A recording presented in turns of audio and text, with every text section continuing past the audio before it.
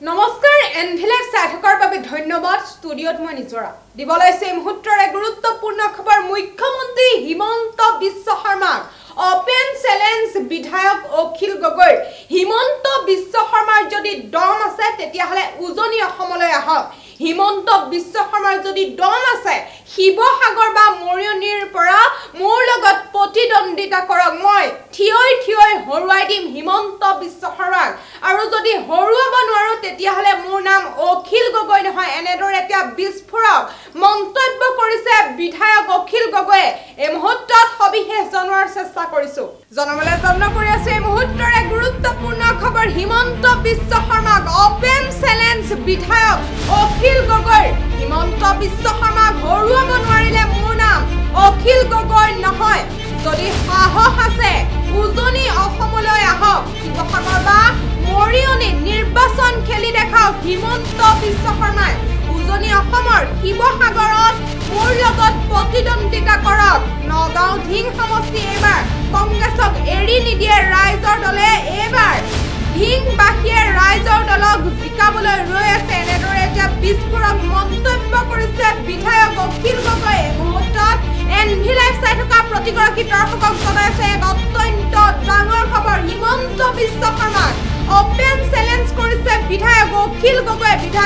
গগৈ এবাৰ মুখ্যমন্ত্ৰী হিমন্ত বিশ্ব শৰ্মাক অপেন চ্যালেঞ্জ কৰিছে হিমন্ত বিশ্ব শৰ্মাক যদি হৰুৱাব নোৱাৰে তেতিয়াহলে মোৰ নাম অখিল গগৈ নহয় এনেদৰে এটা বিস্ফোৰক মন্তব্য কৰিছে অখিল গগৈ হিমন্ত বিশ্ব শৰ্মাক যদি মই হৰুৱাব নোৱাৰো তেতিয়াহলে মোৰ নাম অখিল গগৈ নহয় যদি সাহস আছে হিমন্ত বিশ্ব শৰ্মাৰ তেতিয়াহলে উজনি অসমলৈ আহক শিৱসাগৰ বা মৰিয়নিত নিৰ্বাচন খেলি দেখাওক হিমন্ত বিশ্ব শৰ্মাই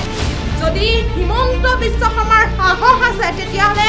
উজনিৰ শিৱসাগৰ বা মৰিয়নি নিৰ্বাচন খেলি দেখাওক বুলি মন্তব্য কৰিছে বিধায়ক অখিল গগৈয়ে উজনি অসমৰ শিৱসাগৰত মোৰ লগত প্ৰতিদ্বন্দ্বিতা কৰক মুখ্যমন্ত্ৰী হিমন্ত বিশ্ব শৰ্মাই নগাঁৱৰ ধিং সমষ্টি এইবাৰ কংগ্ৰেছক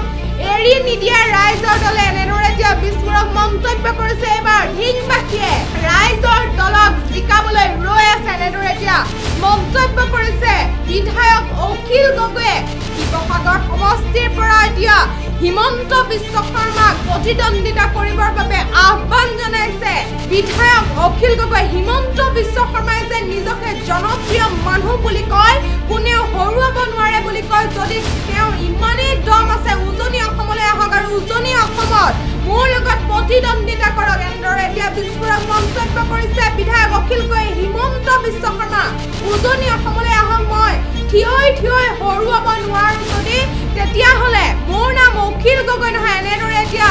বিস্ফোৰক মন্তব্য কৰিছে অখিল গগৈ আমাৰ হাতত অখিল গগৈৰ মন্তব্য আমি মন্তব্য শুনাব বিচাৰিছো এতিয়া মই সংখ্যালঘু এলেকালৈ যাম সংখ্যালঘু এলেকাত বিজেপি নাই তাত আমাৰ কম্পিটিশ্যনটো হ'ল ৰাইজৰ দল আৰু কংগ্ৰেছৰ তাত অলপ কংগ্ৰেছৰ বিৰুদ্ধে দুখাৰেখাৰ কমে যেতিয়া সংখ্যালঘু এলেকাত কংগ্ৰেছে মিটিং কৰিব তেতিয়া ৰাইজৰ দলৰ বিৰুদ্ধেও দুখাৰেখাৰ কম সংখ্যাগুৰু এলেকাত আমি কংগ্ৰেছক গালি নাপাৰো নহয় সংখ্যাগুৰু এলেকাত বিজেপি আছে তাত আমাৰ পুৰা বিজেপিৰ বিৰুদ্ধে শত্ৰুতা আৰু য'ত সংখ্যালঘু এলেকা আছে তাত বিজেপি নাইয়ে জিৰ'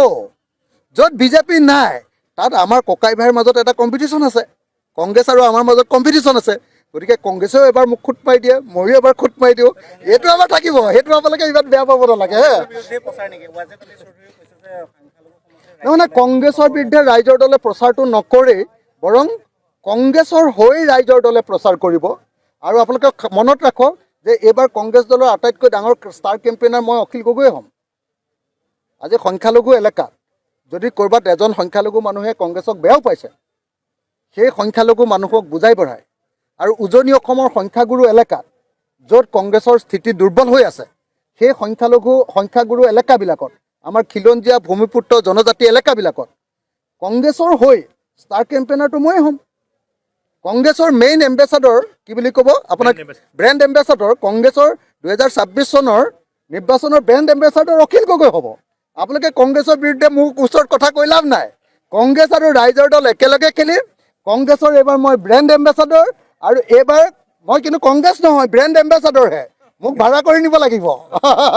আপোনালোকে বুজিছেনে নাই মই কংগ্ৰেছৰ ব্ৰেণ্ড এম্বেচাডৰ মই কংগ্ৰেছেই নহয় কিন্তু কংগ্ৰেছক এবাৰ জিকাম কংগ্ৰেছ আৰু ৰাইজৰ দলে